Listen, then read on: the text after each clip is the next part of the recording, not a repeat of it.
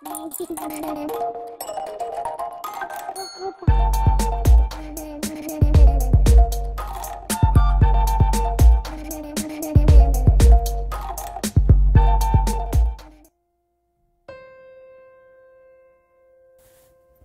কুমারের শ্রেষ্ঠ গল্প রসময়ীর রসিকতা।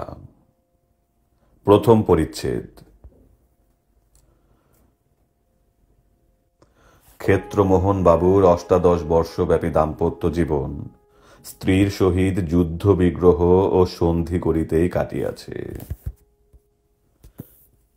এমন রণরঙ্গিনী স্ত্রী বঙ্গদেশে প্রায়ই দেখা যায় না। ক্ষেত্রমোহনের বয়স এখন ৪০ বৎসর, স্ত্রী রসময়ীর বয়স ৩০। রসময়ী এ নাম যে রাখিয়াছিল বলিহারি তাহার প্রতিভা। তবে রসও অনেকগুলি আছে কিনা, এক্ষেত্রে রৌদ্ররস। ক্ষেত্রমোহন একজন বাংলা নবিশ মোক্তার, হুগলিতে থাকিয়া বেশ ২ পয়সা উপার্জন করেন। বাড়ি তাহার হুগলিতে নহে, জেলার মধ্যে কোনো এক পল্লী গ্রামে। তবে কয়েক বৎসর হইল হুগলিতে নিজ বাটি নির্মাণ করিয়া বাস করিতেছেন। দুঃখের বিষয়, এ পর্যন্ত ক্ষেত্রমোহনের সন্তানাদি কিছুই হয় নাই। স্ত্রীর যেরূপ বয়স, আর হইবার ভরসাও নাই। অনেক দিন হইতে তাহার মাসি পিসি প্রভৃতি পুনর্বার বিবাহ করিবার জন্য তাহাকে অনুরোধ করিতেছেন। ক্ষেত্রমোহনের আন্তরিক বাসনাও তাহাই, কিন্তু রসময়ীর ভয়ে এ বিষয়ে কোনরূপ চেষ্টা চরিত্র করিতে সাহস করেন নাই। ইতিমধ্যে সামান্য একটা ঘটনা উপলক্ষে রসময়ী ভয়ানক বিপ্লবের সৃষ্টি করিয়া ক্ষেত্রমোহনকে ২ দিন গৃহছাড়া করিল। অবশেষে নিজে তাহার পিত্রালয় হালিশহরে চলিয়া গেল। ক্ষেত্রমোহন তখন সাহসে ভর করিয়া গৃহে ফিরিয়া আসিলেন এবং প্রতিজ্ঞা করিলেন রসময়ীর আর মুখ দর্শন করিবেন না, অন্যত্র বিবাহ করিবেন। এ বাড়িতে রসময়ীকে আর ঢুকিতে দিবেন না, এই শেষ। দ্বিতীয় পরিচ্ছেদ। হালিশহর গ্রামটি হুগলিরই অপর পারে, মধ্যে গঙ্গা প্রবাহিতা। চৌধুরী পাড়ায় রসময়ীর পিত্রালয়। অনেক দিন হইল তাহার পিতামাতার কাল হইয়াছে। এখন সে বাড়িতে রসময়ীর বিধবা দিদি বিনোদিনী এবং তাহার ২টি ছোট ভাই নবীন ও সুবোধ বাস করে। নবীন কাঁচরাপাড়ায় কারখানায় কর্ম করে। সুবোধ স্কুল ছাড়িয়া এখন বাড়িতেই বসিয়া আছে, এখনো কিছু জুটে নাই। মাসাধিক কাল রসময়ী হালিশহরে বাস করিতেছে।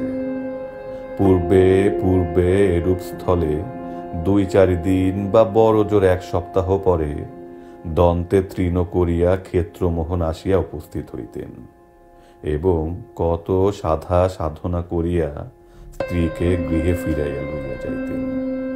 কিন্তু এবার সে নিয়মের ব্যতিক্রম দেখিয়া রসময়ী কিছু চিন্তিত হইয়া পড়িয়াছে।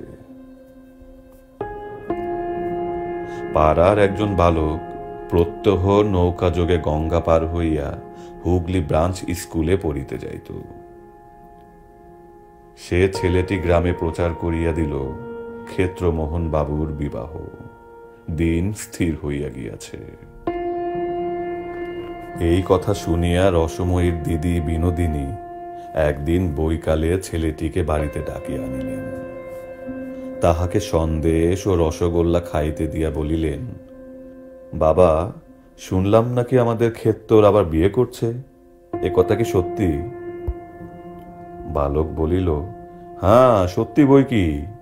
আমাদের ক্লাসে সুরেশ বলে একটি ছেলে পড়ে, চুঁচড়োয় তার মামার বাড়ি, তারই মামাতো বোনের সঙ্গে বিয়ে। ঠিক জানো? জানি বই কি, সুরেশই তো আমাকে বলেছে দিন স্থির পর্যন্ত হয়ে গেছে। তার মামার নাম কি? নাম হরিশচন্দ্র চাটুর্যে, জজ আদালতে কর্ম করেন। তাদের বাড়িটি তুমি চেনো বাবা? হ্যাঁ, চিনি বই কি, সুরেশের সঙ্গে কতবার গিয়েছি। কত বড় মেয়ে? এই আমাদের বয়সই হবে। বালকটির বয়স 13 বৎসর। কেমন দেখতে? তা বেশ সুন্দর। বিনোদিনী কিয়ৎক্ষণ চিন্তা করিলেন। আচ্ছা, কাল একবার আমাদের দু বোনকে সে বাড়িতে নিয়ে যেতে পারো বাবা? কেন?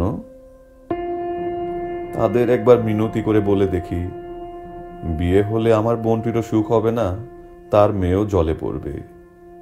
কাল একবার আমাদের নিয়ে চলো। কখন? এই খাওয়া দাওয়ার পরে। আমার স্কুল কামাই হবে যে। একদিনের জন্য মাস্টারের কাছে ছুটি নিও এখন।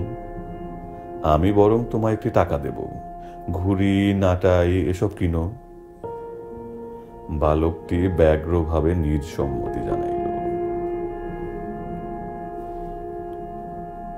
তৃতীয় পরিচ্ছেদ। পরদিন বেলা 11টার সময় দুই ভগিনীকে সঙ্গে লইয়া বালকটি চুঁচুড়ো যাত্রা করিল। গঙ্গা পার হইয়া ঘোড়ার গাড়ি ভাড়া করিয়া মাধবীতলায় হরিশবাবুর গৃহে গিয়া উপস্থিত হইল।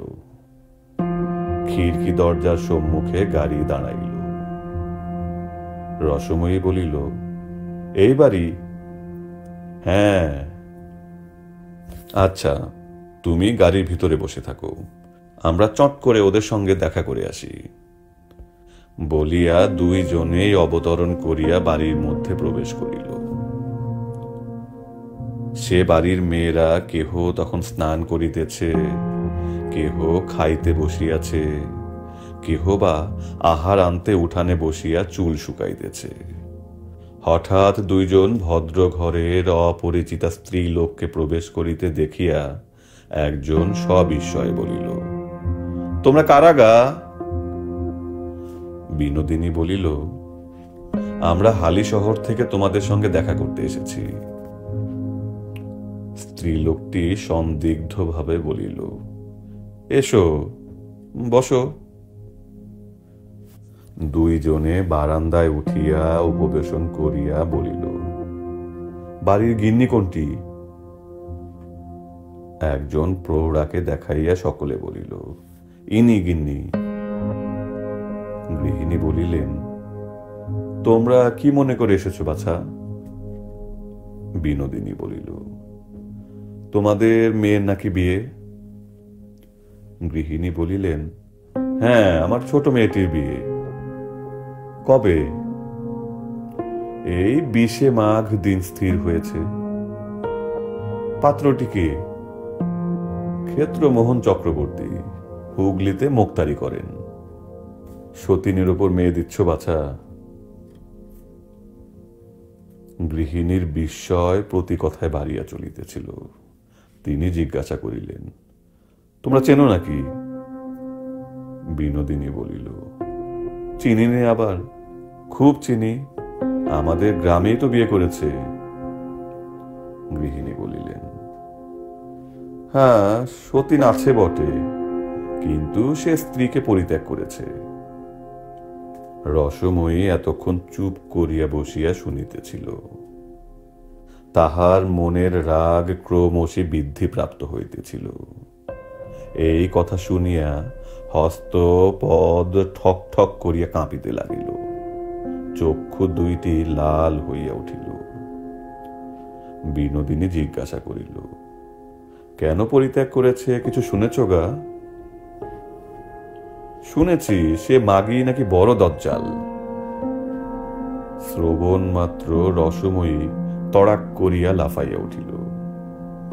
বারান্দার কোণে ছিল এক গাছা ঝাঁটা, নিমেষ মধ্যে সেইটা দুই হস্তে ধরিয়া গৃহিণীর উপর সপাসপ মারিতে আরম্ভ করিল। সঙ্গে সঙ্গে বলিতে লাগিল, কেন আর কি মরা জায়গা পেলে না? জায়গা পেলে না? আমার স্বামী ছাড়া কি তোমার মেয়ের আর পাত্র জুটলো না? এই অভাবনীয় ঘটনায় বাড়ির লোকে ক্ষণকালের জন্য হতবুদ্ধি হইয়া গেল। তাহার পর মহা গণ্ডগোল আরম্ভ হইল। অল্প বয়স্ক বালিকারা কাঁদিয়া ছুটিয়া কেহ খাটের নিচে, কেহ সিন্দুকের আড়ালে লুকাইল। বাড়ির ঝি বসিয়া বাসন মাজিতেছিল, সে বাসন ফেলিয়া, ওরে খুন করলে রে সেপাই এ পাহারাওয়ালা বলিয়া ঊর্ধ্বশ্বাসে ছুটিয়া রাস্তায় বাহির হইয়া পড়িল। বাড়ির অপর মেয়েরা আসিয়া রসময়ীকে ধরিয়া ফেলিল। রসময়ী তখন গৃহিণীকে ছাড়িয়া তাহাদের উপর কিল চর ও নিষ্ঠিবন বৃষ্টি করিতে লাগিল। কাহারও কাপড় ছিঁড়িয়া দিল, কাহারও চুল ছিঁড়িয়া দিল, কাহাকেও খামচাইয়া দিল, কাহাকেও কামড়াইয়া দিল। হাঁফাইতে হাঁফাইতে বলিতে লাগিল, কনেটি গেল কোথা? তাকে একবার বের কর না। চোখ দুটো গেলে দিয়ে যাই, নাকটা কেটে দিয়ে যাই, দাঁতগুলো ভেঙে দিয়ে যাই। বিনোদিনী এতক্ষণ চুপ করিয়া দাঁড়াইয়াছিল। ক্রমে সদর দরজায় লোক হৈ হৈ করিতে লাগিল। তখন সে বলিল, রসময়ী থাম, ক্ষমা দেবন, খুব হয়েছে, চল বাড়ি চল। ঝি ছুটিয়া বাড়িতে প্রবেশ করিয়া বলিল, ওগো যেতে দিওনি, থানায় খবর দিয়ে এসেছি, দারোগা আসছে। পুলিশের নাম শুনিয়া রসময়ী বলিল, চল দিদি চল। যাবে কোথা? দারোগা আসুক তবে যেও বলিয়া 2-3টি স্ত্রীলোক রসময়ীকে ধরিতে অগ্রসর হইল। রসময়ী এক লম্ফে উঠানের কোণ হইতে আঁশ বটিখানা সংগ্রহ করিয়া মাথার উপরে সবেগে ঘুরাইয়া বলিল, খুন চেপেছে, আমার খুন চেপেছে, সবাইকে খুন করে ফাঁসি যাব।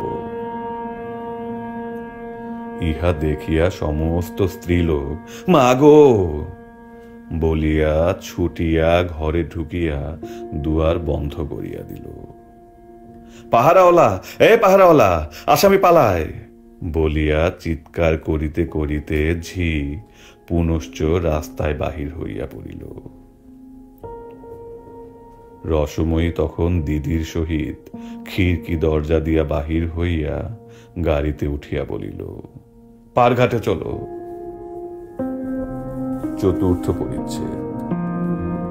বলা বাহুল্য, হরিশ্চন্দ্রবাবু ক্ষেত্রমোহনকে কন্যাদান করিলেন না। তাহার গৃহিণী বলিলেন, সে খুনে মেয়ে মানুষ, বিয়ে দিলে আমার মেয়েকে খুন করে ফেলবে, তুমি অন্যত্র চেষ্টা দেখো। পরদিন কাছারিতে গিয়া হরিশ বাবুর মুখে ক্ষেত্রমোহন সকল কথাই শ্রবণ করিলেন। রাগে তাহার সর্বশরীর জ্বলিতে লাগিল। কাছারি হইতে বাড়ি ফিরিয়া হাত মুখ ধুইয়া অন্তপুরে বসিয়া ক্ষেত্রবাবু তামাক খাইতেছিলেন। এমন সময় হঠাৎ ঝড়ের মতো রসময়ী আসিয়া প্রবেশ করিল। কয়েক মুহূর্ত নির্বাক হইয়া ক্ষেত্রমোহনের পানে দৃষ্টিপাত করিল। সেই প্রকার দৃষ্টিপাত, যে দৃষ্টিপাতে পূর্বে মুনি ঋষিরা লোককে ভস্য করিয়া ফেলিতেন। ক্ষেত্রবাবু বলিলেন, কি মনে করে? রসময়ী অসম্ভব সংযমের সহিত উত্তর করিল, একটা শ্রাদ্ধের জোগাড় করতে। তাহার ওষ্ঠযুগল ক্রোধে কম্পিত হইতে লাগিল। তামাক টানিতে টানিতে ক্ষেত্রমোহন বাবু বলিলেন, শ্রাদ্ধটা কার? হরিশ চাটুর্যের মেয়ে আর মেয়ের মার। তাহলে দুটো শ্রাদ্ধ বলো, সঙ্গে সঙ্গে অমনি নিজেরটাও সেরে নিলে হয় না? সেইটি হবে না এখন, বুড়ো বয়সে বিয়ে করছো নাকি শুনলাম। হুঁকা নামাইয়া একটু উত্তেজিত ভাবে ক্ষেত্রমোহন বলিলেন, করছি তো, করব না কেন? তোমার ভয় নাকি? রসময়ী চিৎকার করিয়া হাত নাড়িয়া বলিল, করো না, করে একবার মজাটাই দেখো না। কি করবে তুমি? এই এমন কিছু না, আঁশ মটি দিয়ে সে মেয়ের নাকটা কেটে দেব, আর বুকে একখানা 10 মণে পাথর চাপিয়ে দেব। আর তোমার নাকটা যদি কেউ কেটে দেয়? এসো না, কাটো না, তুমি কাটো না হয়। বলিয়া রসময়ী নিজ কোমরে 2 হাত দিয়া ঝুঁকিয়া নিজের মুখ ক্ষেত্রমোহনের অতি নিকটে সরাইয়া দিল। স্ত্রীর এতাদৃশ বিনয় দেখিয়া ক্ষেত্রমোহন আবার হুঁকা উঠাইয়া লইয়া আপন মনে টানিতে লাগিল। ঝুঁকিয়া থাকিয়া যখন ক্লান্তি বোধ হইল, রসময়ী তখন নিজের মুখ সরাইয়া লইয়া আবার সোজা হইয়া দাঁড়াইল। বলিল, তাহলে আসবটিতে শান দিয়ে রাখি গে, সম্বন্ধ পাকা হলে খবরটা দিল, চুপি চুপি যেন শুভকর্মটা ছেড়ে ফেল না। ক্ষেত্রমোহন বলিলেন, তুমি না মরলে আর বিয়ে করছি না, মরবে কবে? এই কথা শুনিয়া রসময়ী বিদ্রুপের স্বরে হা হা করিয়া হাসিয়া উঠিল। বলিল, আমি মরবো কবে জিজ্ঞাসা করছো? রশি বামনি এখনই মরছে না, আর এখন অনেক দেরি, বিস্তর বিলম্ব। তোমার বিয়ে করার বয়স যাবে, বুড়ো থুরথুরো হবে, ভুয়ে মুয়ে এক হয়ে যাবে, যখন আর কেউ তোমায় মেয়ে দিতে রাজি হবে না, তখন আমি মরব। দাম্পত্য রসালাপ এই পর্যন্ত অগ্রসর হইলে বাহিরে একখানি গাড়ি থামিবার শব্দ হইল। রসময়ী বলিল, তবে সেই কথাই রইল, এখন তবে আসি। দিদি ও পাড়ায় তার জায়ের বাড়ি গিয়েছিল, ভাবলাম তার সঙ্গে এসে তোমার সঙ্গে দুটো মনের কথা কয়ে যাই। বলিয়া রসময়ী প্রস্থান করিল। ৫ম পরিচ্ছেদ। উক্ত কথোপকথনের পর ৬ মাস কাটিয়া গিয়াছে। রসময়ীর গর্ব সফল হইল না, সে এখন মৃত্যু শয্যায় শায়িত। সংবাদ পাইয়া ক্ষেত্রমোহন বাবু হালি শহরে গেলেন। চিকিৎসাদির কিছুই ত্রুটি হইল না, কিন্তু রসময়ী বাঁচিল না। গঙ্গা তীরে লইয়া গিয়া ক্ষেত্রমোহন স্ত্রীর মুখাগ্নি করিলেন। আশ্চর্য সংসারের মায়া, যে এত কষ্ট দিয়াছে তাহার জন্য ক্ষেত্রমোহন ঝরঝর করিয়া অশ্রুপাত করিতে লাগিলেন। আরো ৬ মাস কাটিল। ক্ষেত্রমোহনের পার্শ্বচর বন্ধু বান্ধবগণ নানা স্থানে পাত্রী অন্বেষণে ব্যস্ত হইলেন। অবশেষে হুগলির নিকটবর্তী একটি গ্রামে সুযোগ্য পাত্রীর সন্ধান পাওয়া গেল। ক্ষেত্রমোহন স্বয়ং গিয়া দেখিয়াছিলেন। মেয়েটি ডাগর, দেখিতেও ভালো। বিশেষ মেয়ের পিতা একটি বড় জমিদারের নায়েব। অধিককার মামলা মোকদ্দমাগুলিও এই সূত্রে ক্ষেত্রমোহন বাবুর করায়ত্ত হইবে। কন্যার পিতা রজনীকান্ত ঘোষাল ইংরেজি লেখাপড়া জানা ব্যক্তি। বিবাহের কথাবার্তা পাকা হইল। বরের খুড়ো মহাশয় গ্রাম হইতে আসিয়াছেন। কল্ল আশীর্বাদ। প্রভাতে অফিস কক্ষে বসিয়া 2-4 জন মক্কেলের সঙ্গে মোক্তার বাবু কথাবার্তা কহিতেছিলেন। খুড়া মহাশয় একখানি বঙ্গবাসী হস্তে ঘরের কোণে বসিয়া তামাকু সেবন করিতেছিলেন। এমন সময় ডাক পিয়ন আসিল।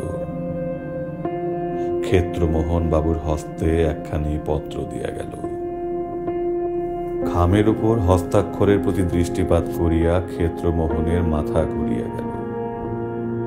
2-4 বার চক্ষু রগড়াইয়া বারংবার খামখানির শিরোনামা পরীক্ষা করিতে লাগিলেন। কাছে আনিয়া দূরে সরাইলেন, নানা প্রকারে দেখিলেন। অবশেষে কম্পিত হস্তে পত্রখানি খুলিলেন। পড়িয়া তাহার মুখ বিবর্ণ হইয়া গেল। মক্কেলগণকে বলিলেন, আচ্ছা, তোমরা এখন যাও, আজ সকাল সকালেই কাছারি যাব, সেখানেই বাকি কথাবার্তা হবে এখন। মক্কেলগণ চলিয়া গেলে খুড়া মহাশয় বলিলেন, চিঠি এলো ক্ষেত্রর? জড়িত স্বরে ক্ষেত্রমোহন বলিলেন, আগে হ্যাঁ। কোথাকার চিঠি? তাই তো ভাবছি। ক্ষেত্রমোহনের মুখ ভাব এবং কণ্ঠস্বরের বিকৃতি লক্ষ্য করিয়া খুড়া মহাশয় উঠিয়া নিকটে আসিলেন। তখন ক্ষেত্রমোহন পত্রখানি দ্বিতীয়বার পাঠ করিলেন। তাহার নিঃশ্বাস বন্ধ হইবার উপক্রম হইয়াছে, চক্ষু কপালে উঠিয়াছে। খুড়া মহাশয় দ্রুতভাবে বলিলেন, কি ব্যাপার, কি কোনো দুঃসংবাদ নয় তো? ক্ষেত্রমোহন বাবু নীরবে পত্রখানি খুড়া মহাশয়ের হাতে দিলেন। তিনি পত্র লইয়া চশমা অনুসন্ধান করিয়া চক্ষে পড়িলেন। জানালার কাছে নাড়াইয়া খুড়া মহাশয় পত্রখানি পড়িতে লাগিলেন।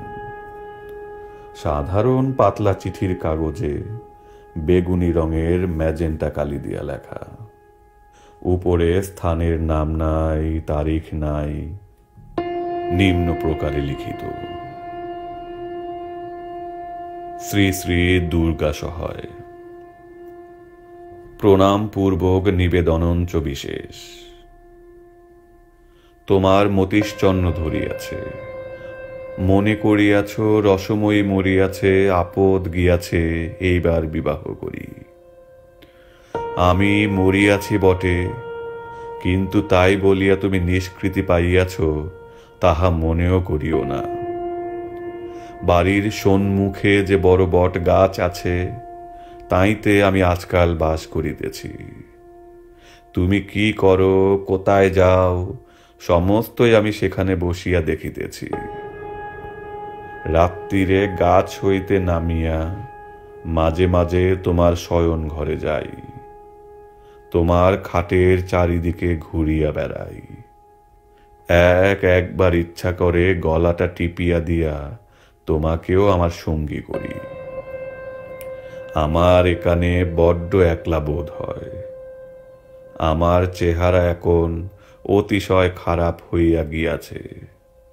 আমার গায়ের মাংস চামড়া আর কিছুই নাই, খালি হাড় আছে, তাও সাদা নয়।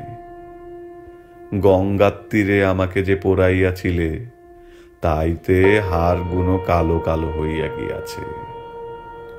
যাহা হোক, নিজের রূপ বর্ণনা নিজের মুখে শোভা পায় না। বিবাহ করিও না, করিলে তোমার ললাটে অশেষ দুর্গতি নেকা আছে, রসময়ী। পত্র পড়িয়া খুড়ো মহাশয়েরও মুখ কালিময় হইয়া গেল। ভীতস্বরে জিজ্ঞাসা করিলেন, এ হাতের লেখা কার, চিনতে পারছ? খুব চিনি, তারই হাতের লেখা। অন্য কেউ জাল করেননি তো? ভগবান জানেন। খুড়া মহাশয় নিকটস্থ চেয়ারে বসিয়া পড়িলেন। কিয়ৎক্ষণ ছাদের কড়িকাঠের পানে চাহিয়া বলিয়া উঠিলেন, জয় রাম, সীতারাম, রাম রাভোগ রাবণারী, রাম রাম রাম। খুড়া মহাশয়কে এতদ অবস্থায় দেখিয়া ক্ষেত্রমোহনের আরো ভয় হইল। বলিলেন, আচ্ছা খুড়া মশাই, ভূতে কখন চিঠি লেখে? খুড়া মহাশয় বলিয়া উঠিলেন, ভূত বলতে নেই, ভূত বলতে নেই, উপদেবতা বল, জয় রাঘব রামচন্দ্র। দুইজনেই নির্বাক। অবশেষে খুড়া মহাশয় বলিলেন, দেখ, কারুর বদমাইশি নয় তো? এমনটা কি হতে পারে? অনেক রকম ভৌতিক উপদ্রবের কথা শুনেছি বটে, কিন্তু এরকমটা কখনো তো শোনা যায়নি। আচ্ছা, বৌমার হাতের লেখা আগেকার চিঠিপত্র কিছু আছে কি? লেখাটা মিলিয়ে দেখলে হয়। ক্ষেত্রমোহন বলিলেন, পুরানো চিঠি আছে বই কি, বলিয়া বাটির মধ্যে প্রবেশ করিয়া 4-5খানা বাহির করিয়া নিলেন। খুড়ো মহাশয় চশমার কাঁচ 2খানি কোঁচার কাপড়ে ভালো করিয়া মার্জনা করিয়া লইলেন। পরে পত্রগুলি লইয়া অত্যন্ত সাবধানে হস্তাক্ষর মিলাইতে লাগিলেন। অবশেষে সেগুলি টেবিলের উপর ফেলিয়া দীর্ঘ নিঃশ্বাস পরিত্যাগ করিয়া বলিলেন, একই হাতের লেখা তো দেখছি। খামখানা উল্টিয়া পাল্টিয়া দেখিতে লাগিলেন। 1 পয়সার 6খানাওয়ালা সাদা খাম, তাহাতে একখানি 2 পয়সার টিকিট আঁটা আছে। ক্ষেত্রমোহনের হাতে খামখানি দিয়া বলিলেন, কোথাকার ছাপ দেখতো? ক্ষেত্রবাবু বাংলা নবিশ মুক্তার হইলেও ইংরেজি ছাপার অক্ষর পড়িতে পারিতেন। ছাপ পরীক্ষা করিয়া বলিলেন, হুগলির ছাপ, কালকের তারিখ। খুড়া মহাশয় চুপ করিয়া বসিয়া রহিলেন। মাঝে মাঝে কেবল অস্ফুট স্বরে বলিতে লাগিলেন, জয় রাম, শ্রীরাম, সীতারাম। কাছারির বেলা হয় দেখিয়া মুক্তার বাবু স্নান করিয়া আহারে বসিলেন, কিন্তু কিছুই খাইতে পারিলেন না। রান্নাঘরের বারান্দায় যেখানে বসিয়া তিনি আহার করিতেছিলেন, সেখান হইতে বটগাছটার অগ্রভাগ দেখা যায়। খান আর মাঝে মাঝে সে গাছটার পানে চাহেন। এক সময় গাছের একটা ডাল খড়খড় করিয়া নড়িয়া উঠিল। কাহারও যেন হাসিরও শব্দ শোনা গেল। ক্ষেত্রমোহন বাবু আর খাওয়া হইল না, উঠিয়া পড়িলেন। মুখ প্রাক্ষালন করিয়া বাহিরে আসিয়া বট গাছটার পানে কিছুক্ষণ চাহিয়া রহিলেন। 2-3টা কাঠ বিড়ালি ডালে ডালে পরস্পরকে তাড়া করিয়া ফিরিতেছে। গোটা কত কাক উচ্চ শাখায় বসিয়া জাতীয় সঙ্গীত গাহিতেছে। ইহা ভিন্ন আর কিছুই দেখিতে পাইলেন না। ষষ্ঠ পরিচ্ছেদ। সেই দিন সন্ধ্যাবেলায় ক্ষেত্রমোহনের শয়নকক্ষে খুড়া ভাইপো বসিয়া কথোপকথন করিতেছিলেন। দিবসে খুড়া মহাশয় কপাটের বাহিরে এবং ভিতরে দেয়ালময় রাম নাম লিখিয়া দিয়েছেন। অদ্য 2 জনেই এক শয্যায় শয়ন করিলেন। বালিশের তলায় একখানি কৃত্তিবাসী রামায়ণ রক্ষিত হইবে এবং ঘরে সমস্ত রাত্রি আলো জ্বলিবে বন্দোবস্ত হইয়া গিয়াছে। ক্ষেত্রমোহন বলিলেন, তাহলে খুড়া মহাশয় কি করা যায়? বিবাহটা বন্ধই করে দেওয়া হবে? খুড়া মহাশয় বলিলেন, আমি তো তার দরকার দেখছি নে। যদি কোনো উপদ্রব অত্যাচার হয়? খুড়া মহাশয় কিয়ৎকাল চিন্তা করিলেন, শেষে বলিলেন, ভয়ের কোনো কারণ দেখিনি। ওই যে বলেছে, ইচ্ছা করে তোমার গলাটা টিপে দেই। না, তা পারবে না, হাজার হোক স্বামী তো বটে। আর যে বলেছে বিয়ে করো না, করলে তোমার অশেষ দুর্গতি হবে। অশেষ দুর্গতি হবে তার মানে এ নাও হতে পারে যে আমি তোমার অশেষ দুর্গতি করব। ওর মানে বোধহয় এই যে অধিক বয়সে বিবাহ করলে যে সমস্ত সাংসারিক অশান্তি উপস্থিত হয়, তাই তোমার অদৃষ্টে করবে। ক্ষেত্রমোহন বাবু চুপ করিয়া রহিলেন। মনে ভয়ও যথেষ্ট আছে, অথচ বিবাহ করিবার লোকটিও সম্বরণ করা তাহার পক্ষে অসাধ্য। পরদিন আশীর্বাদ হইয়া গেল, কিন্তু ক্ষেত্রমোহন যে ভৌতিক পত্র পাইয়াছেন সে কথাও রাষ্ট্র হইতে বিলম্ব হইল না। নায়েব রজনীবাবুর কানেও ক্রমে এ কথা পৌঁছিল। বলিয়াছি তিনি ইংরাজি জানা ব্যক্তি। শুনিয়া হা হা করিয়া হাসিয়া উঠিলেন, বলিলেন, ভূত! এই বিংশ শতাব্দীতে ভূত বিশ্বাস করতে হবে? বিবাহের দিন স্থির হইয়াছে ৮ই ফাল্গুন, আর 5 দিন মাত্র বাকি আছে। উভয় পক্ষ হইতে সমস্ত আয়োজনাদি হইতেছে। বিকালে বৈঠকখানায় ক্ষেত্রবাবু জনা কয়েক বন্ধু বান্ধব সহ বসিয়াছিলেন। ইহাদের মধ্যে একজন সহকারী উকিল, নাম মনোহর বাবু। লোকটির বয়স 40 পার হইয়াছে। চোখে সোনার চশমা, মাথায় ঝাঁকড়া ঝাঁকড়া চুল, মুখমণ্ডল প্রচুর গোঁফ দাড়িতে আবৃত, হাতে বড় বড় নখ। এক কথায় লোকটি থিওজফিস্ট। ক্ষেত্রবাবুর ভৌতিক পত্র প্রাপ্তির সমাচার অবগত হইয়া অবধি মনোহর বাবু ইহার সঙ্গে একটু ঘনিষ্ঠতা আপন করিয়া লইয়াছেন। অপর একজন নব্য যুবক, নাম সুরেন্দ্রনাথ। ইনি LFL করা শিক্ষিত মোক্তার, বিস্তর ইংরেজি উপন্যাস পাঠ করিয়াছেন। সুরেন্দ্রনাথ বলিলেন, ক্ষেত্রবাবু, একটা কথা আমার মনে হচ্ছিল। অনেক অনেক উপন্যাসে পড়া গেছে একটা দুর্ঘটনা ঘটে গেল, যেমন রেলে কলিশন বা নৌকাডুবি বা আর কিছু। সকলেই মনে করছে অমুক লোকটা মরে গেছে, মৃত্যুর চাক্ষুষ সাক্ষীর অভাব নেই, কিন্তু বইয়ের শেষ দিকটায় দেখা গেল সে বেঁচে আছে। তাই আমার মনে হয় আপনার স্ত্রী এখনো বেঁচে আছেন, নয় এ চিঠি জাল। কিন্তু আপনার দৃঢ় বিশ্বাস এ চিঠি তাঁরই হাতের লেখা, জাল নয়। সুতরাং আপনার স্ত্রী বেঁচে আছেন বিশ্বাস করা ছাড়া আর উপায়ান্তর নেই, কারণ এ বিংশ শতাব্দীতে ভূতের অস্তিত্ব কোনো মতে বিশ্বাস করতে পারা যায় না। থিওজফিস্ট উকিল বাবুটি ইহা শুনিয়া বলিলেন, কেন মশাই, বিংশ শতাব্দীতে ভূতের অস্তিত্ব কোনো মতেই বিশ্বাস করতে পারেন না কেন? নবীন মুক্তার বাবু বলিলেন, কারণ আমি কখনো দেখিনি। শুনিয়া মনোহর বাবু বিজ্ঞভাবে হাস্য করিয়া বলিলেন, সম্রাট সপ্তম এডওয়ার্ডকে কখনো দেখেছেন? না, দেখিনি। তিনি আছেন বলে বিশ্বাস করেন? করি।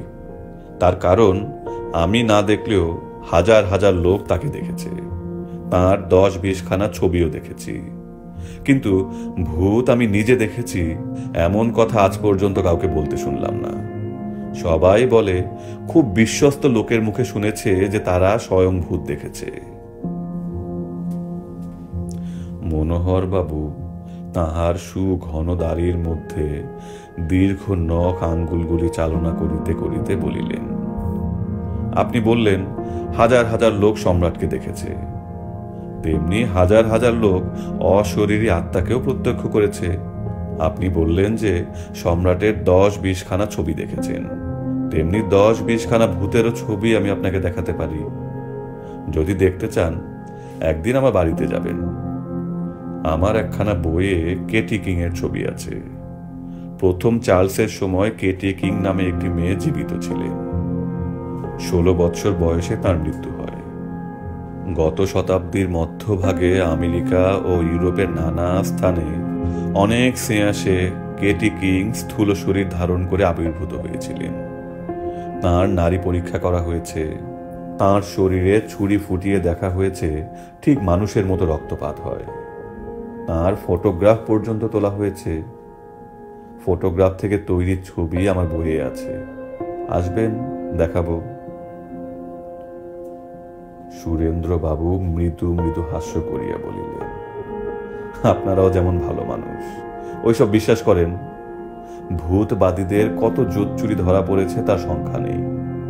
কেটি কিং এর দেহে ছুরি ফুটিয়ে রক্তপাত হয়েছে, ওইটি আপনি বিশ্বাসযোগ্যতার প্রমাণ বলে উল্লেখ করলেন।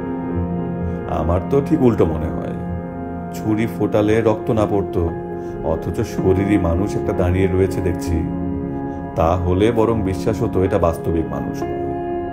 এক্ষেত্রে দেখুন, ভূত তিনি বাড়ির সামনেই বটগাছে থাকেন। চিঠি যখন লিখতে পারেন তখন অনায়াসেই মূর্তি গ্রহণ করে নিজের বক্তব্য বলে যেতে পারতেন, কিন্তু তা না করে খাম, কাগজ, কালি, কলম সংগ্রহ করবার কষ্ট স্বীকার করলেন। এইটুকু থেকে এইটুকু চিঠিখানি টেবিলের উপর রেখে গেলেই হতো।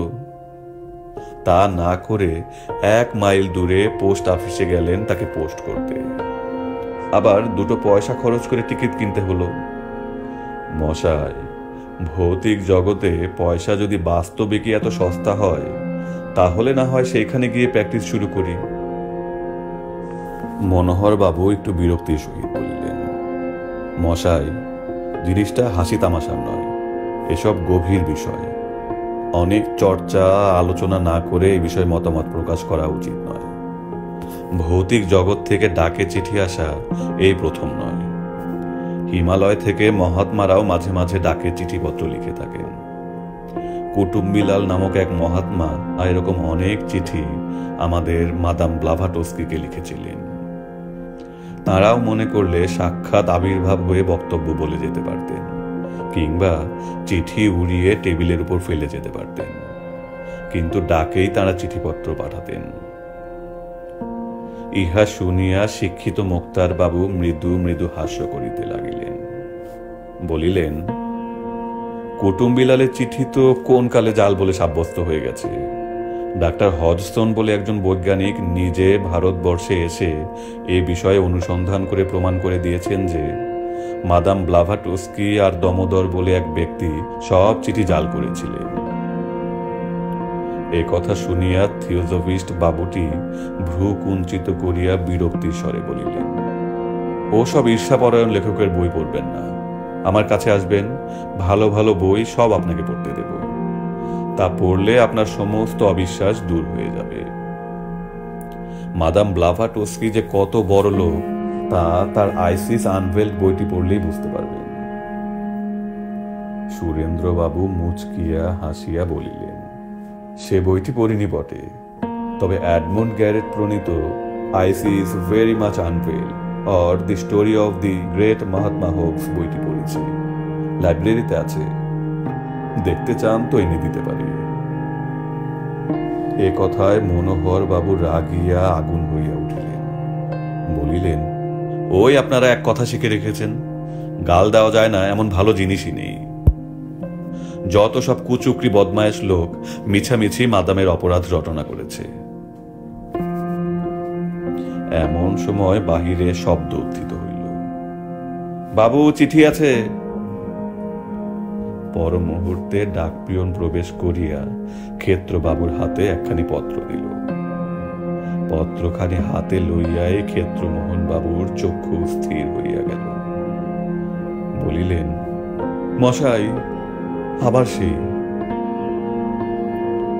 পত্র খুলিয়া পাঠ করিয়া সেখানি সকলের সম্মুখে ফেলিয়া দিলেন। থিওজফিস্ট বাবুটি অতি আগ্রহের সহিত সেখানি কুড়াইয়া লইয়া পাঠ করিলেন। শেষে নবীন মুক্তার বাবুর হাতে সেখানে দিলেন। পত্রখানি এই, শ্রী শ্রী দুর্গা সহায়, প্রণাম পূর্বক নিবেদনঞ্চ বিশেষ। এত সাহস তোমার, আশীর্বাদ পর্যন্ত হইয়া গিয়াছে। তুমি মনে করিয়াছ আমি তোমায় যে পত্র লিখিয়াছিলাম তাহা ফাঁকা আওয়াজ।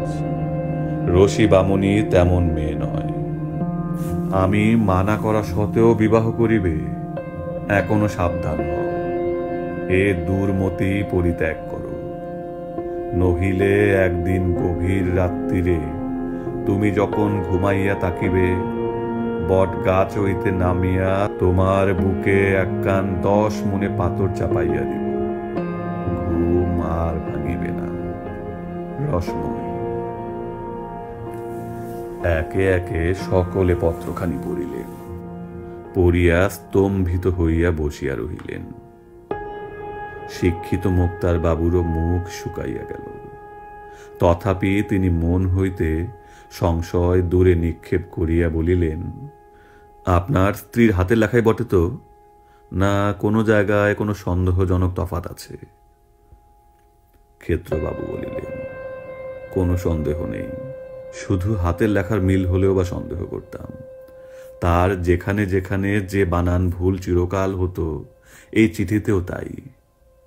সে চিরকালই শ্রী শ্রী এক জায়গায়, দুর্গা একটু তফাতে লিখিত। এ দুখানা চিঠিতেও তাই।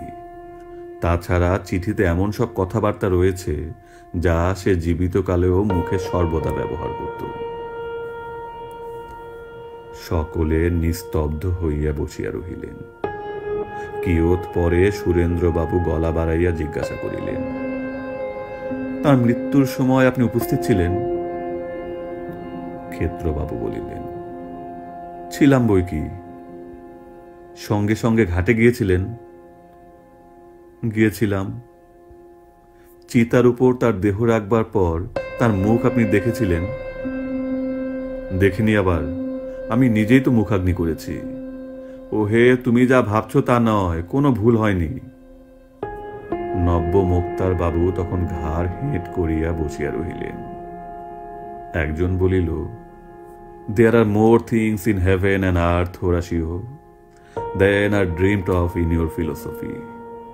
হে হোরাশিও, স্বর্গে ও মর্তে এমন অনেক জিনিস আছে যাহার বিষয়ে তোমার দর্শন বিজ্ঞান স্বপ্নেও অবগত নহে। অপর একজন বলিলেন, তা তো বটেই, তা তো বটেই। ধরুন আমাদের দেশে, শুধু আমাদের দেশেই বা বলি কেন, সকল দেশেই আদিকাল থেকে যে একটা বিশ্বাস প্রচলিত আছে যে ভূত বলে একটা জিনিস আছে, তার কি কিছুই ভিত্তি নেই?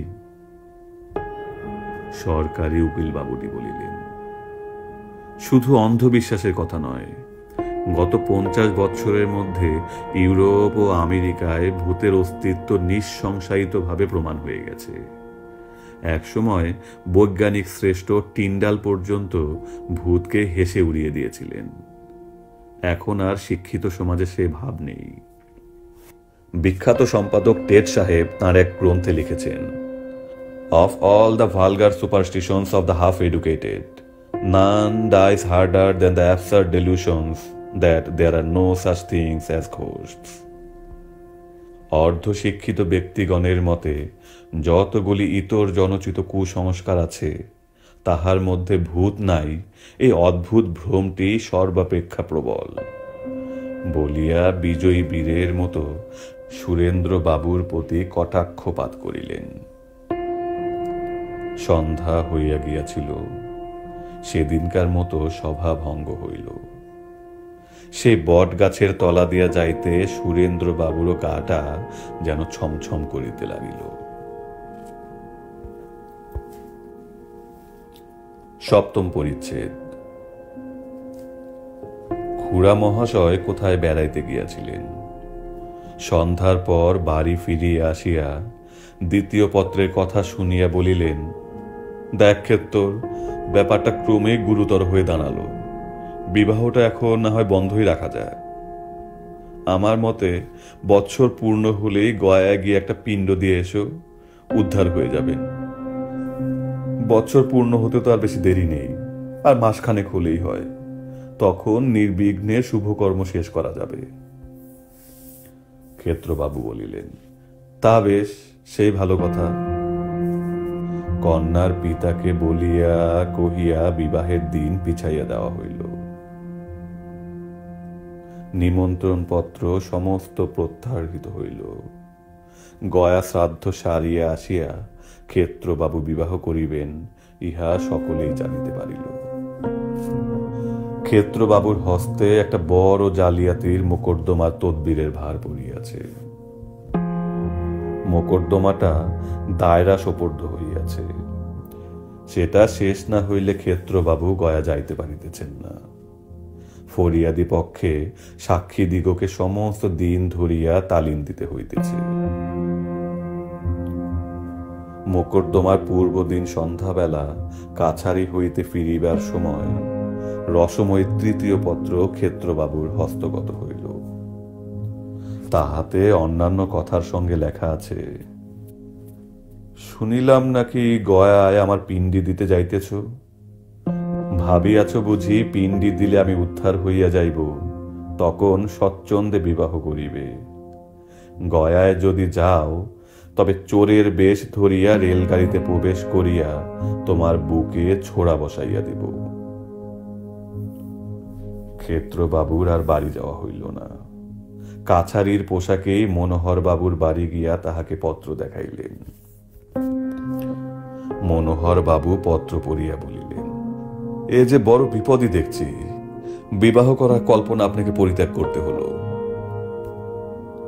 ক্ষেত্রবাবু বলিলেন, আচ্ছা মশাই, অশরীরী আত্মা মানুষের বুকে ছুরি বসিয়ে দিতে পারে? আপনাদের থিওজফি শাস্ত্রে কি বলে? মনোহর বাবু একখানি মোটা বহি আলমারি হইতে পারিয়া এক স্থান খুলিয়া বলিলেন, এ সম্বন্ধে থিওজফি শাস্ত্রের মত এই: মুক্তাত্মাগণ সাধারণত অশরীরী, কিন্তু কখনো কখনো তারা নিজেকে মেটেরিয়ালাইজ অর্থাৎ জড়দেহ সম্পন্ন করে থাকেন। তাদের এমন ক্ষমতা আছে যে বায়ু থেকে, গাছপালা থেকে, ভূমি থেকে, এমনকি কাছাকাছি মানুষের দেহ থেকে আবশ্যক পদার্থগুলি সংগ্রহ করে নিজ দেহে ধারণ করেন। সুতরাং সে অবস্থায় বুকে ছুরি বসিয়ে দিতে পারা কিছুই আশ্চর্য নয়। আর এও বিবেচনা করুন না, যে হস্ত কলম ধরে চিঠি লিখতে সক্ষম, সে হস্ত ছুরি ধরতে পারবে না কেন? ক্ষেত্রমোহন বাবু কিয়ৎক্ষণ চিন্তা করিলেন, শেষে বলিলেন, দেখুন, এ পত্রগুলো জাল কিনা সেটা একবার ভালো করে তদন্ত করতে হচ্ছে। আমি বলি কি, এই যে কলকাতা থেকে হস্তলিপি বৈজ্ঞানিক আমাদের দায়রার মোকদ্দমায় সাক্ষী দিতে আসছেন, তাকে দিয়ে চিঠিগুলো একবার পরীক্ষা করালে হয় না? থিওজফিস্ট বাবুটি ক্ষেত্রমোহনের সন্দেহবাদে মনে মনে বিরক্ত হইলেন। প্রকাশ্যে বলিলেন, তা যদি আপনার ইচ্ছা হয় পরীক্ষা করাতে পারেন। পরদিন দায়রায় জেলের মোকদ্দমাটির বিচার আরম্ভ হইল। হস্তলিপি বৈজ্ঞানিক সফটমোর সাহেব সাক্ষ্য প্রদান করিলেন। দিন শেষে কাছারির পর ক্ষেত্রমোহন ডাক বাংলায় গিয়া সফটমোর সাহেবকে ভৌতিক পত্র 3খানি দিলেন। তুলনার জন্য রসময়ের কয়েকখানি পুরাতন আসল পত্র দিয়ে আসিলেন। সাহেব বলিলেন, কল্ল প্রাতে পরীক্ষার ফলাফল জানাইব। পরদিন প্রাতকালে সরকারি উকিল মনোহর বাবুকে সঙ্গে লইয়া ক্ষেত্রমোহন আবার ডাক বাংলায় উপস্থিত হইলেন।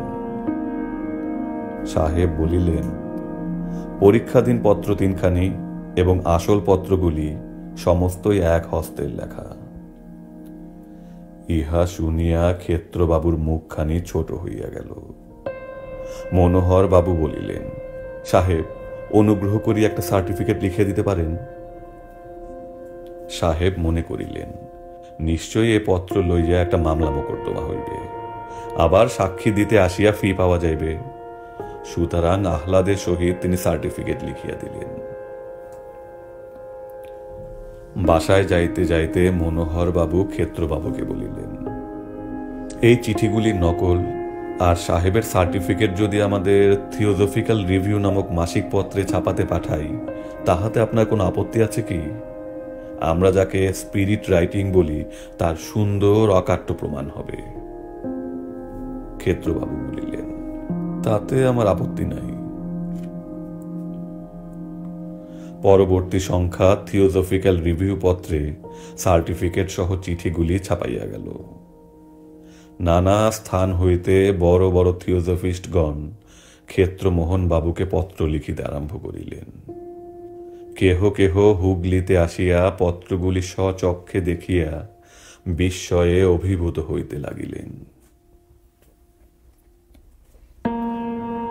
অষ্টম পরিচ্ছেদ। থিওজফিস্ট মহলে ক্ষেত্রবাবুর পসারের আর সীমা নাই, কিন্তু ইহাতে তিনি কিছুমাত্র সান্ত্বনা লাভ করিলেন না। পত্রগুলি জাল প্রমাণ হইলে তিনি বিবাহ করিয়া সুখী হইতে পারিতেন। ভয়ে গয়ায় গিয়া পিণ্ড দান করিতেও পারিলেন না। তাহার অদৃষ্টে বুঝি বিবাহ আর নাই।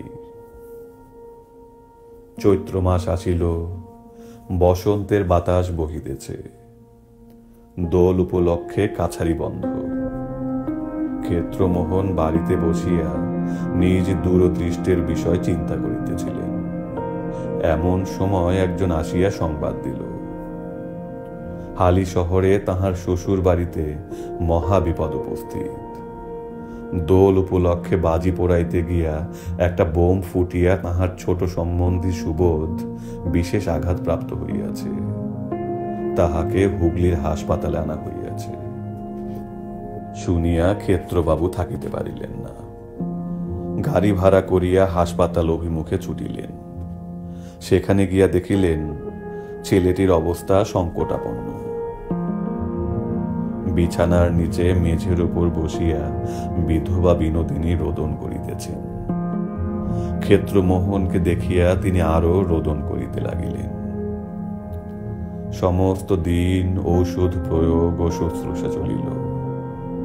সন্ধ্যার দিকে ডাক্তারেরা বলিল আর প্রাণের আশঙ্কা নাই। ক্ষেত্রমোহন শ্যালিকাকে বলিলেন, ঠাকুরঝি, সন্ধ্যা হলো, এবার বাড়ি চলো। বিনোদিনী বলিলেন, আমি সুবোধকে ছেড়ে বাড়ি যেতে পারবো না। সমস্ত দিন অনাহারে আছো, স্নানাহার পর্যন্ত হলো না। তা না হোক, আমি যেতে পারবো না। অবস্থা বুঝিয়া হাসপাতালে ডাক্তারেরা বলিলেন, আপনাকে বাড়ি যেতে হবে, এখানে তো রাত্রে থাকতে পারবেন না, কাল সকালে আবার আসবেন। এখন আর কোনো ভয় নেই, বিপদ তো কেটে গেছে, আমরা সেবা শুশ্রূষা করব, আপনার কোনো চিন্তা নেই, আপনি বাড়ি যান। অনেক বুঝাইতে বিনোদিনী সম্মত হইলেন। ক্ষেত্রমোহনকে বলিলেন, তুমি তবে আমায় হালি শহরে নিয়ে চলো, রাত্রে সেখানে থাকবে, কাল ভোরে আবার এখানে আমায় পৌঁছে দিতে হবে। ক্ষেত্রমোহন তাহাই করিলেন। হালি শহরে রাত্রি কাটিল। ভোরে উঠিয়া স্বহস্তে এক ছিলিম তামাক সাজিয়া ক্ষেত্রমোহন ধূমপান আরম্ভ করিয়াছেন। এমন সময় বাড়ির বাহিরে মহা গণ্ডগোল উপস্থিত হইল।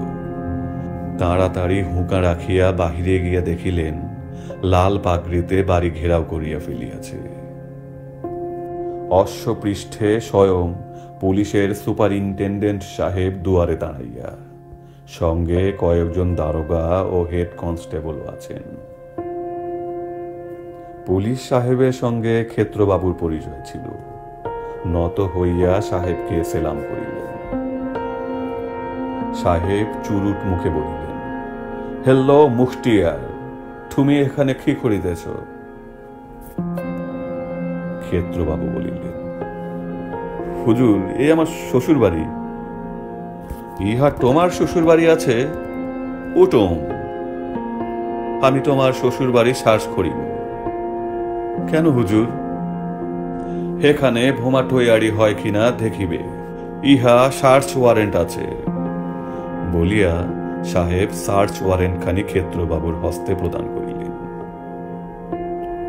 ক্ষেত্রবাবু সেখানে উল্টিয়া পাল্টিয়া দেখিয়া সাহেবের হাতে ফিরাইয়া দিলেন।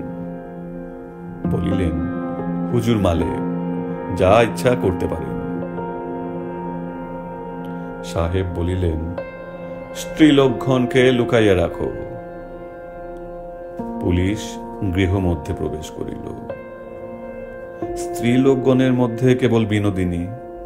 তিনি পুলিশের ভয়ে কোথাও লুকাইবার প্রয়োজন দেখিলেন না। হরি নামের মালাটি হাতে করিয়া উঠানে তুলসী তলায় বসিয়া রহিলেন। থানা তল্লাশি আরম্ভ হইল। বন্দুক, বারুদ, ডিনামাইট, বোমা, বর্তমান রণনীতি, যুগান্তর, গীতা, দেশের কথা, রিভিউ অফ রিভিউজ প্রভৃতি কিছুই বাহির হইল না।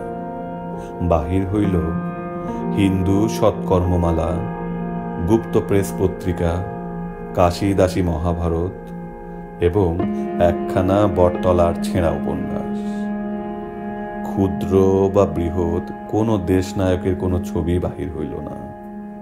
বাহির হইল কেবল খান কতক কালীঘাটের পট এবং একখানা আর্ট স্টুডিওর গণেশ মূর্তি।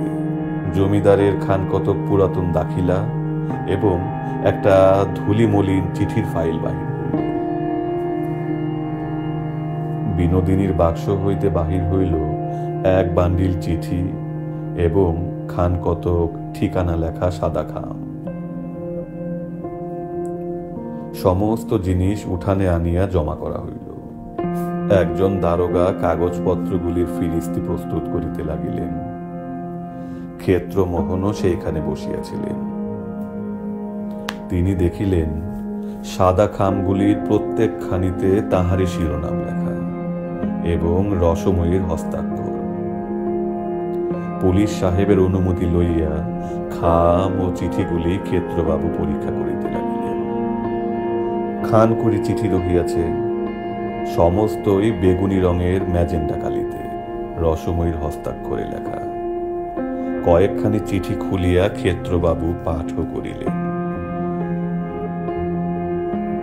নানা অবস্থা কল্পনা করিয়া অনুমানে পত্রগুলি লিখিত।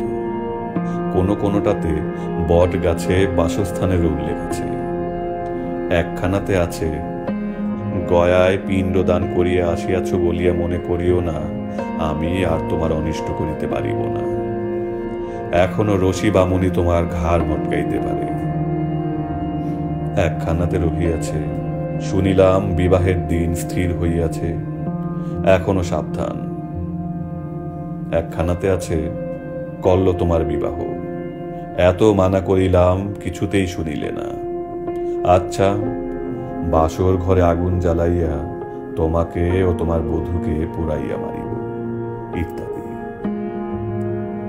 সমস্ত ব্যাপারটা দিনের আলোর মতো তখন ক্ষেত্রমোহনের নিকট পরিষ্কার হইয়া গেল।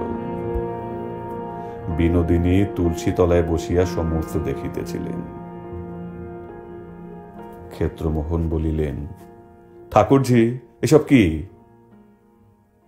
ঠাকুরঝি আপন মনে মালা জপ করিয়া যাইতে লাগিলেন।